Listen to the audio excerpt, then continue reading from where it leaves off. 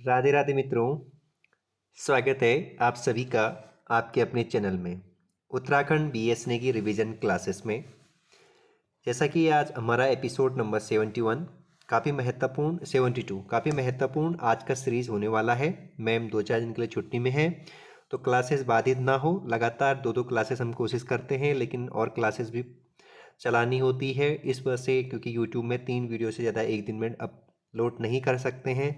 इस वजह से थोड़ा समय प्राप्ति है, बट कोशिश रहेगी कि आज से हम दो दो वीडियो, एक सवेरे एक शाम को बीएस नेगी का कंप्लीट करवाएं, क्योंकि आप लोगों के दिसंबर में पेपर है।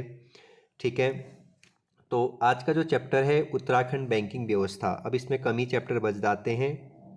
ठीक है, तो ये 24वां अध्याय है। तो जैसा कि ये रिवीजन सीरीज हमारा रहता है, अभी तक जितने भी पीडीएफ है 4 पीडीएफ अपलोड हो चुके हैं। इसके पार्ट 1 पार्ट 2 करके आप डिस्क्रिप्शन बॉक्स में जाएंगे तो आप वहाँ से डाउनलोड कर सकते हैं टेलीग्राम से। आइए आज का चैप्टर स्टार्ट करते हैं। उत्तराखंड बैंकिंग व्यवस्था, इकोनॉमिक सेक्टर हम प्रवेश कर चुके हैं कल परसों से ही हमने, क्योंकि बजट हमने चर्चा कर लिया है।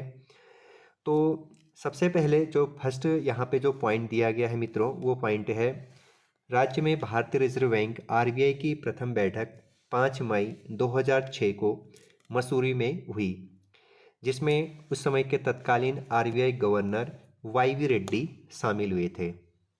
इस बैठक में एक निर्णय लिया गया 30 जून 2006 को देहरादून में भारतीय रिजर्व बैंक आरबीआई का एक क्षेत्रीय कार्यालय स्थापित या खोला गया था। ये अपने आप में बहुत महत्वपूर्ण प्रश्न है कि आरबीआई का क्षेत्रीय कार्यालय कब स्थापित हुआ देहरादून में। ठीक है, नेक्स्ट पॉइंट, क्योंकि ये रिवीजन सीरीज होता है ज़्यादा नहीं समझाऊंगा मैं। उत्तराखंड ग्रामीण बैंक की स्थापना 1 नवंबर 2012 में हुई, जिसे 4 बैंकों ने मिलकर के उत्तराखंड ग्रामीण बैंक बना, यानी 4 बैंकों का मर्ज किया गया।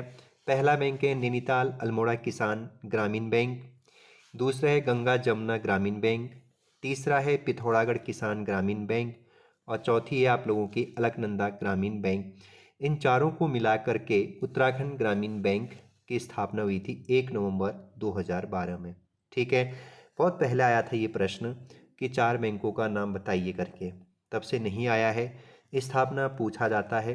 नेक्स्ट, नैनीताल बैंक की स्थापना 1922 में हुई थी, जिसमें प्रमुख योगदान या महत्वपूर्ण योगदान पंडित गोविंद बल्लभ पंत जी का रहा। यह बैंक बैंक ऑफ बड़ौदा द्वारा प्रायोजित है, यानी इसका जो स्पॉन्सरशिप है तो आप याद रखिएगा BOB।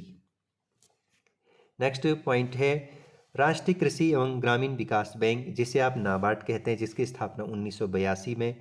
इसकी एक शाखा देहरादून जो राजपुर रोड है वहाँ पे स्थित है, राष्ट्रीय कृषि एवं ग्रामीण विकास बैंक नाबार्ड। नाबार्ड के बारे में जितने भी चीज़ें आप लोग जानते हैं उसे रिवाइज करिएगा, बहुत महत्वपूर्ण इसमें स्टेटमेंट से सवाल पूछे जाते हैं।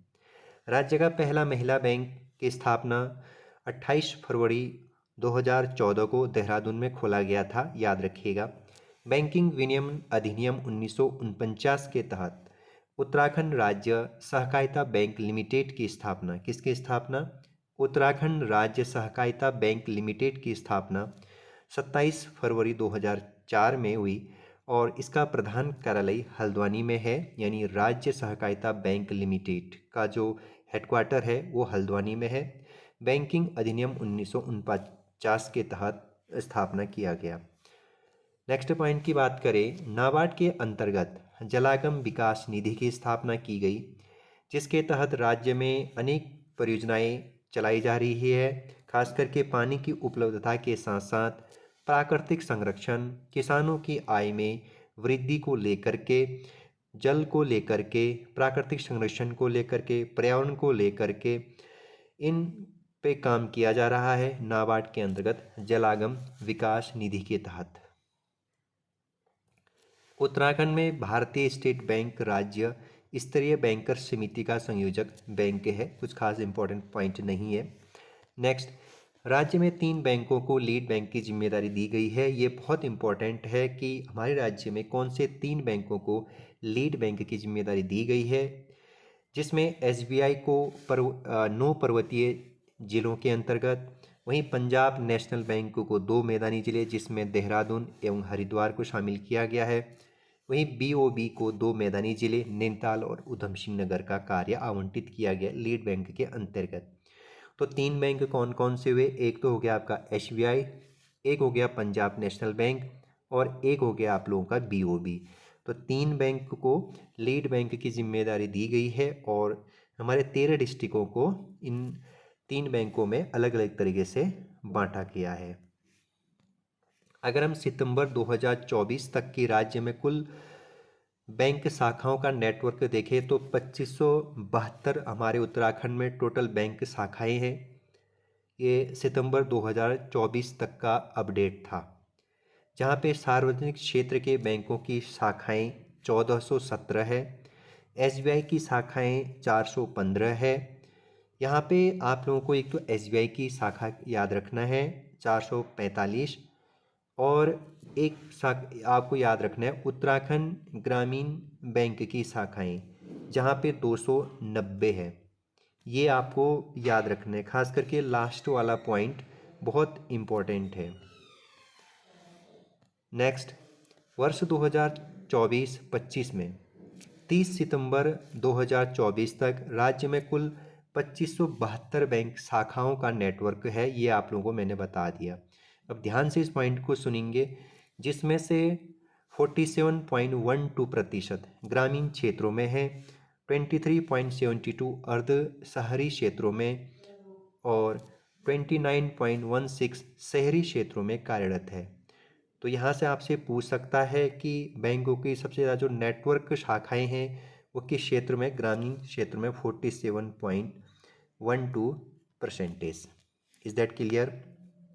नेक्स्ट, अगर हम सबसे अधिक शाखाओं की बात करें तो वो देहरादून में और सबसे कम शाखाओं की बात करें बैंक का वो रुद्रप्रयाग में है। जनपद देहरादून, उधम सिंह नगर एवं हरिद्वार में सबसे अधिक बैंकिंग आच्छादित हुआ है, याद रखिएगा, मतलब फला फूला है। जनपद बागेश्वर, रुद्रप्रयाग, चंपावत व उत्तरकाशी में इन 4 डिस्ट्रिक्टों में सबसे कम बैंकिंग आच्छादित यानी फैला है, याद रखिएगा। अगर हम बात करें जनपद स्तरीय सहकारी बैंकों का तो रुद्रप्रयाग, बागेश्वर व चंपावत को छोड़ करके यानी 3 जिले को छोड़ दिया जाए तो 10 जनपदों में मुख्यालय खुद के बैंक के खुद ही डिस्ट्रिक्ट में क्या है? मुख्यालय है। राज्य स्तरीय बैंक पिथौरागढ़, बागेश्वर, चंपावत, रुद्रप्रयाग को छोड़ करके शेष 9 जनपदों में मुख्यालय कार्यरत है। मतलब बाकी के जितने भी डिस्ट्रिक्ट हैं उनके खुद के मुख्यालय खुद के डिस्ट्रिक्ट में है। नेक्स्ट, उत्तराखंड राज्य सहकारिता बैंक की समस्त शाखाएं पूर्णतः CBS यानी कोर बैंकिंग सॉल्यूशन प्रणाली पर कार्यरत है। यहाँ से आप लोगों को एक प्रश्न इंपॉर्टेंट बता देता हूँ, CBS का फुल फॉर्म क्या होता है? Core banking solution. नेक्स्ट है, उत्तराखंड सहकारी बैंक सहकारी क्षेत्र में नेशनल फाइनेंशियल स्विच से जुड़ने वाला देश का पहला बैंक है। बहुत ज़्यादा इंपॉर्टेंट प्रश्न है। उत्तराखंड सहकारी बैंक सहकारी क्षेत्र में नेशनल फाइनेंशियल स्विच से जुड़ने वाला देश का पहला बैंक है, याद रखिएगा, जिसके द्वारा बैंक जो खाता धारक होते हैं देश के किसी भी स्थान पर ATM, NEFT आदि के माध्यम से धन को क्या कर सकते हैं? हस्तांतरित कर सकते हैं। ये पॉइंट अपने आप पे बहुत ज़्यादा इंपॉर्टेंट है। बाकी मैंने इसके लिए जो एक करंट अफेयर का प्रश्न यहाँ पे ऐड ऑन किया गया है, इसके लिए मैंने जो उत्तराखंड BSNK का 5th एडिशन में जो करंट अफेयर दिए गए हैं 2022 से 2025 तक, ये सारे करंट अफेयर मैं बहुत पहले पढ़ा चुका हूँ। इसी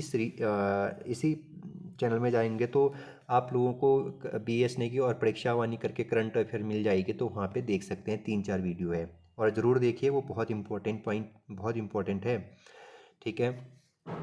राज्य के प्रथम महिला सहकारिता बैंक की शाखा 2017 में देहरादून के बजारावाला में, ये पॉइंट इम्पोर्टेंट है, राज्य के प्रथम महिला सहकारिता बैंक की शाखा कब और कहाँ खोली गई थी? देहरादून में 2017 में। दूसरी महिला सहकारिता बैंक की शाखा 2018 में हल्द्वानी में खोली गई थी। तो 2 शाखाएं महिला सहकारिता बैंक। नेक्स्ट, इन्फ्लेशन मुद्रास्फीति यानी वस्तु का महंगा होना। ठीक है। क्रय शक्ति की हानि होती है इसमें, जो वस्तु एवं सेवाओं की कीमतों में व्यापक वृद्धि के रूप में परिलक्षित होती है। ठीक है। इन्फ्लेशन अपने आप में बहुत ज़्यादा इंपॉर्टेंट प्रश्न है, जिसमें वस्तुओं की क्या हो जाती है, कीमतों में वृद्धि होती है वस्तु एवं सेवाओं में, और मुद्रा का कीमत घट जाता है। ठीक है, तो इसलिए इंपॉर्टेंट है मुद्रास्फीति, इन्फ्लेशन को समझना भी आप लोगों के लिए। राष्ट्रीय स्तर पर इन्फ्लेशन की दर 5.69%, ये दिसंबर 2024 की है। राज्य स्तर पर मुद्रास्फीति की दर वही 6.05%, ये भी दिसंबर जो 2024 का है। ठीक है। नेशनल स्तर पे भारत का क्या रहता है, 4+-2 रहता है। ठीक है, 2 से लेकर 6 तक रहता है। ठीक है, जो 4+-2 रहता है, याद रखिएगा। उत्तराखंड का उपभोक्ता मूल्य सूचकांक राष्ट्रीय सूचकांक की तुलना में अधिक है, ये भी आप याद रखने की कोशिश करिएगा। यहाँ पे ज़्यादा इंपॉर्टेंट ये आपको। ठीक है, नेक्स्ट पेज पे जाते हैं। ये था बैंकिंग का ऊपर वाला जो पार्ट था। अब हम नेक्स्ट अध्याय पे प्रवेश करते हैं, 25वां अध्याय। उत्तराखंड में उद्योग धंधे एवं औद्योगिक आस्थान। ठीक है, इंडस्ट्री सेक्टर पे हम प्रवेश कर चुके हैं मित्रों।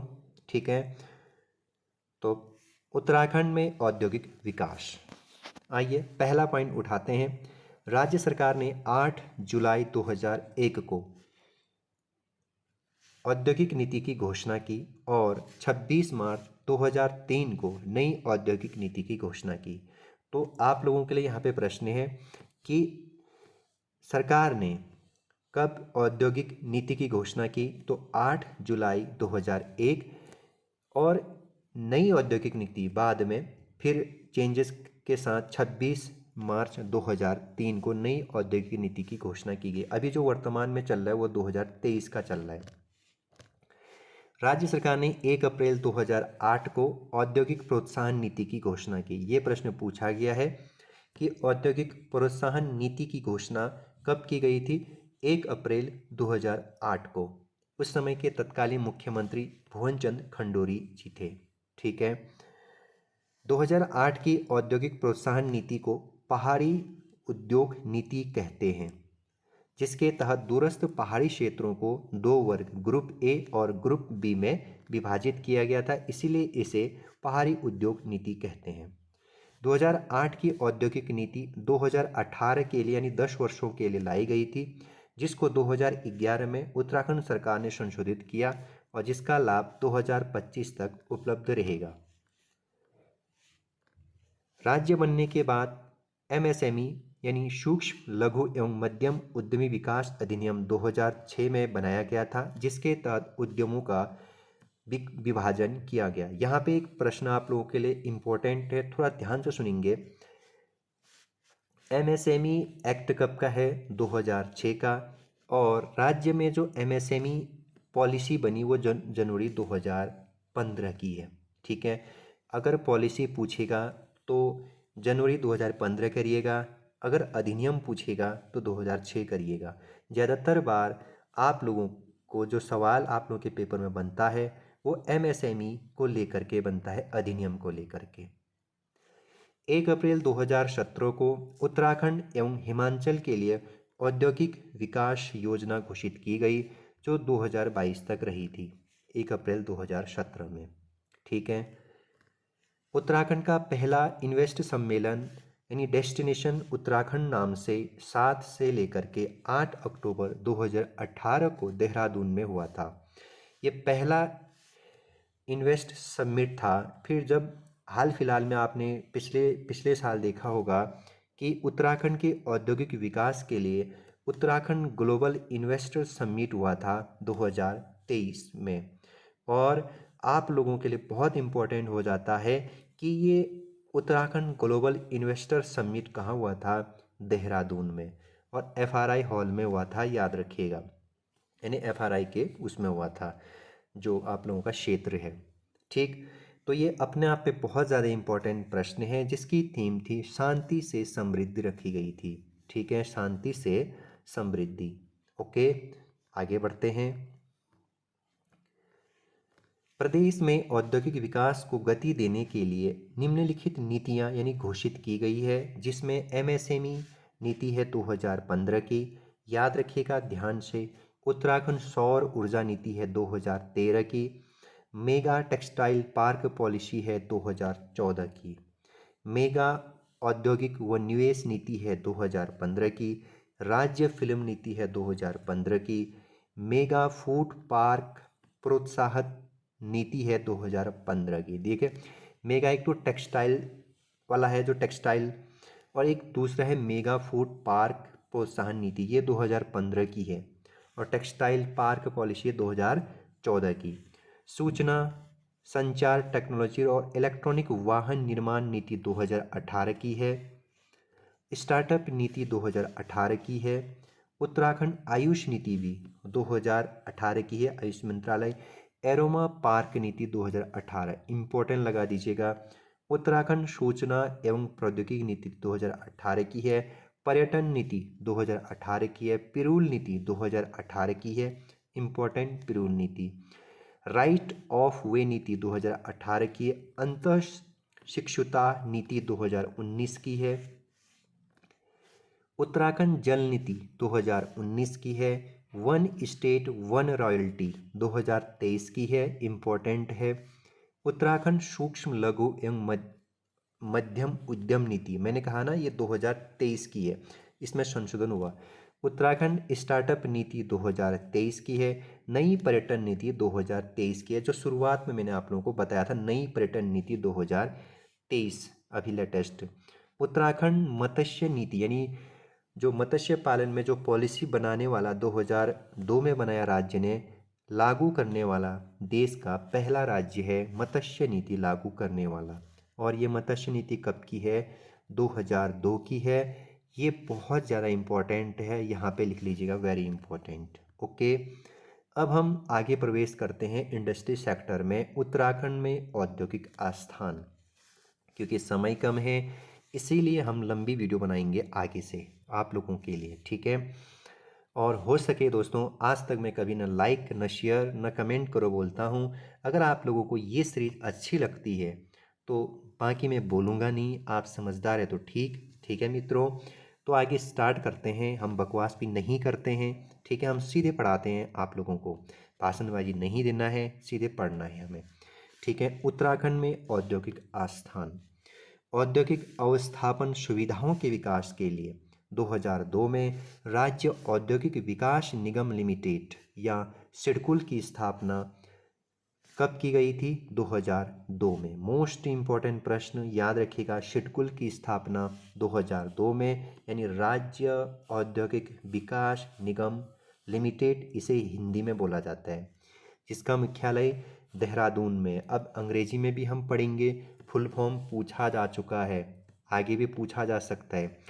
State industrial development, state industrial development corporation of Uttarakhand limited.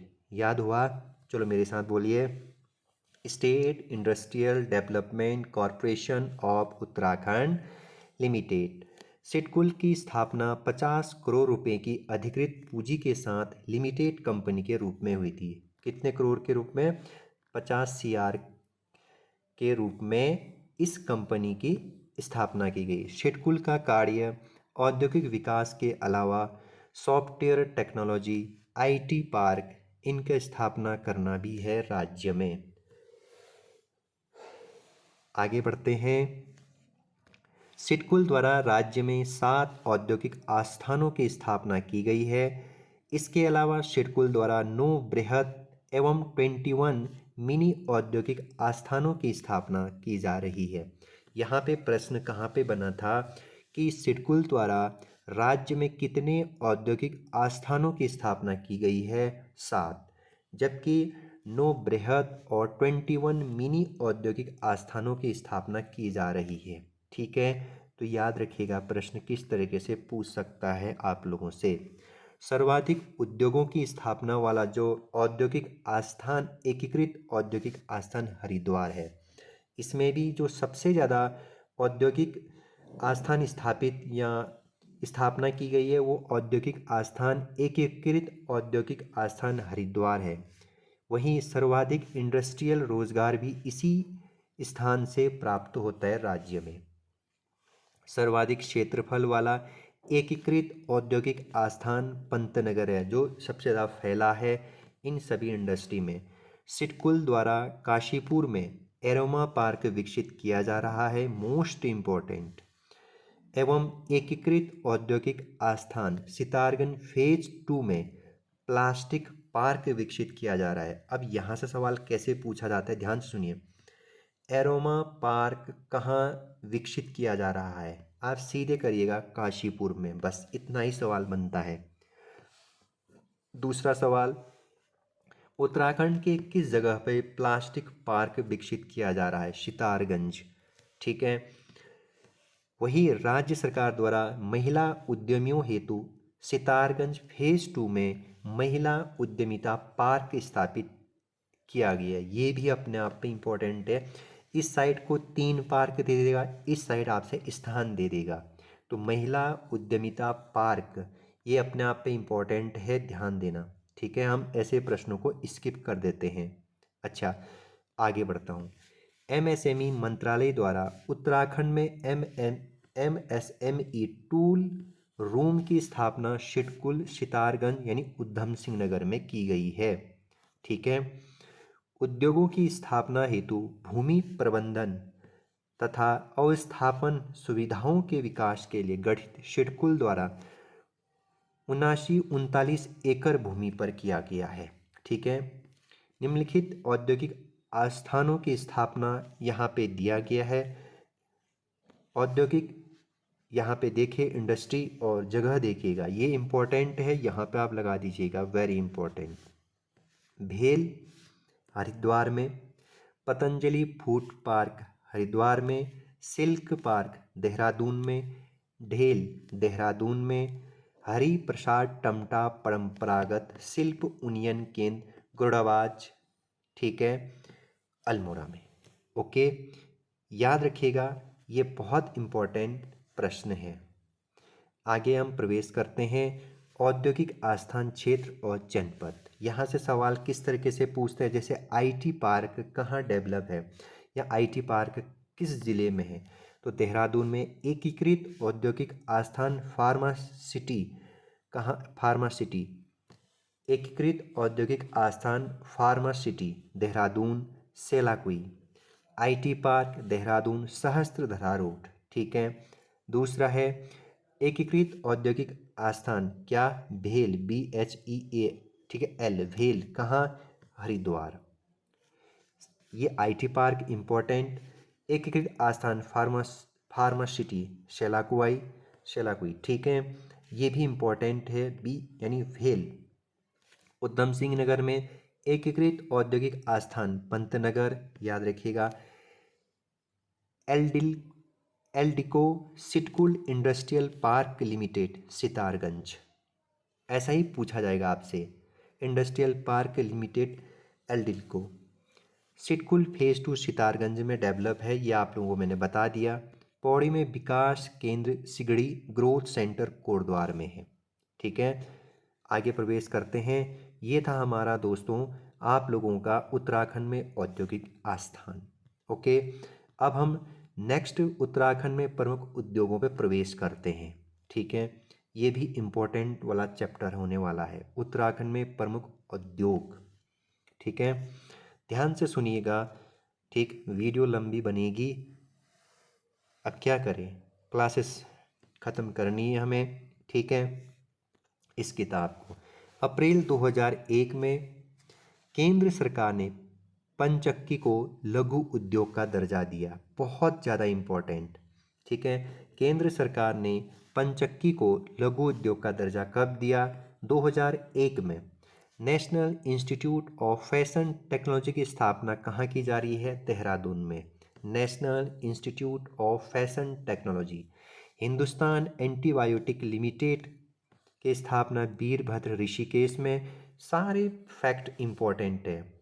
Hindustan antibiotic limited. राज्य में एथेनॉल का प्लांट बाजपुर में, ये तो भाई यहाँ पे लगा दीजिएगा 5 स्टार, ठीक है। राज्य में एथेनॉल का प्लांट बाजपुर में। जड़ी बूटी उद्योग केंद्र के हरिद्वार में 300 से अधिक और देहरादून में 184 से अधिक उद्योग स्थापित है, कुछ खास नहीं है पॉइंट। IT पार्क देहरादून का विकास सिडकुल द्वारा किया जा रहा है, अभी हमने ऊपर चर्चा किया था। ऑर्डिनेंस फैक्ट्री देहरादून के रायपुर में है, 1943 में इसकी स्थापना की गई थी। याद रखिएगा, जो पॉइंट इंपॉर्टेंट नहीं होगा ना मैं वहाँ पे बोल दूंगा इंपॉर्टेंट नहीं है। Next, defence electronics application laboratory, यानी जिसे आप डेल कहते हैं, ये देहरादून में है और ये DRDO द्वारा संचालित किया जा रहा है। इंपॉर्टेंट है, फुल फॉर्म पूछा जा सकता है आप लोगों से। ठीक है, अब हम औद्योगिक विकास में राज्य को 4 श्रेणियों में बांटा गया, सिर्फ ये पॉइंट याद रखना है। बाकी आप लोग चाहे तो श्रेणी ए, श्रेणी बी, श्रेणी बी का भी सब डिवीज़न है ये, श्रेणी सी और श्रेणी डी, इस तरीके से 4 भागों में बांटा गया है। जनरली यहाँ से सवाल कभी नहीं बना है, लेकिन ये 4 डिवीज़न आप ज़रूर याद करने की कोशिश करिएगा। सिर्फ ए, बी प्लस, सी और डी, इस तरीके से। आगे प्रवेश करते हैं। IRDE, इसका फुल फॉर्म क्या होता है? उपकरण अनुसंधान एवं विकास प्रतिष्ठान। बाकी इंग्लिश में आप लोग देख लीजिएगा। IRDE की स्थापना 1960 में देहरादून के रायपुर में हुई थी। ठीक है, सर्वाधिक सीमेंट फैक्ट्रियां देहरादून में है, याद रखिएगा। विनोबा भावे ग्रामोद्योग की स्थापना 1954 में देहरादून में, इम्पोर्टेंट है। विनोबा भावे ग्रामोद्योग की स्थापना 1954 में। उपकरण अनुसंधान एवं विकास प्रतिष्ठान IRDE DRDO की एक प्रयोगशाला है। किसकी? DRDO की एक प्रयोगशाला है। ठीक है, कमेंट करना IRDE का फुल फॉर्म। IRDE आसान है, कोशिश करिएगा ढूंढ के कैसे भी करके। राज्य में प्रमुख उद्योग, अब यहाँ से ना बहुत बार सवाल पूछे जा चुके हैं। इस साइड दे देगा आपको उद्योग और इस साइड दे देगा आपको जनपद। यह उद्योग या यह इंडस्ट्री किस जनपद में इस्टेब्लिश है? पहला है इंडियन मेडिसन फार्मास्यूटिकल्स लिमिटेड, ये है मोहान अल्मोड़ा में। दूसरा है कोऑपरेटिव ड्रग्स फैक्ट्री, ये है रानीखेत अल्मोड़ा में। तीसरा है हिंदुस्तान एंटीबायोटिक्स लिमिटेड हाल, ये है ऋषिकेश में। भारत हैवी इलेक्ट्रिकल्स लिमिटेड है हरिद्वार रानीपुर में। ऑर्डिनेंस फैक्ट्री है रायपुर देहरादून में। ढील है रायपुर देहरादून में। Indian drugs and pharmaceuticals limited है ऋषिकेश देहरादून में। Oil and natural gas corporation यानी ONGC है देहरादून में। पूछे जा चुके हैं ये सारे। ONGC की स्थापना 1956। सघन फसल उत्कृष्टता केंद्र है सेलाकुई देहरादून में। हिंदुस्तान मशीन टूल, जिसे आप HMT कहते हैं, ये है रानीबाग नैनीताल में। इलेक्ट्रॉनिक्स एंड टेलीफोन फैक्ट्री है भीमताल नैनीताल में। वैक्सीन कारखाना है पटुआ डांगर नैनीताल में। ये सारे प्रश्न पूछे जा चुके हैं। मृदा परीक्षण प्रयोगशाला है भवाली नैनीताल में, इम्पोर्टेंट। मैग्नेसाइट कारखाना झिरोला अल्मोड़ा और चंडाक पिथौरागढ़ में है। पहले ही पिथौरागढ़ का बंद हो चुका है। भारत इलेक्ट्रॉनिक्स लिमिटेड भेल, ये है कोटद्वार पौड़ी में। ठीक है, Bharat electronics limited. Next, electronic उद्योग लिमिटेड, इलेक्ट्रॉनिक उद्योग लिमिटेड, ये है लेसडाउन पौड़ी में। ओके मित्रों, तो ये आप लोगों को याद रखना है। अब हम यहाँ से कल आगे प्रवेश करेंगे। राज्य में और भी उद्योग है, जैसे चाय विकास बोर्ड है, डेयरी उद्योग है। चाय को किस तरीके से आज हम आत्मनिर्भर बन रहे हैं, चाय में, चाय के माध्यम से किस तरीके से हम रोज़गार कमा रहे हैं। कागज़ उद्योग है, सूती वस्त्र उद्योग है, रिंगाल है, रेशम उद्योग है, GI टैग है। इसके बाद हथकरघा और हस्तशिल्प है। खाद्य एवं ग्रामीण उद्योग बोर्ड के बारे में हाउस और हिमालयाज ब्रांड को हमने देखना है। तो इस तरीके से हम कल वाले वीडियो में इंडस्ट्री का पूरा चैप्टर समाप्त करेंगे। ठीक है, तो आज का ये चैप्टर यहीं पे हम समाप्त करते हैं। आप लोगों ने इतने प्यार से इस लेक्चर को सुना, तो आप लोगों का बहुत बहुत धन्यवाद। अपना ख्याल रखिएगा, कल फिर मिलेंगे, तब तक के लिए बाय बाय।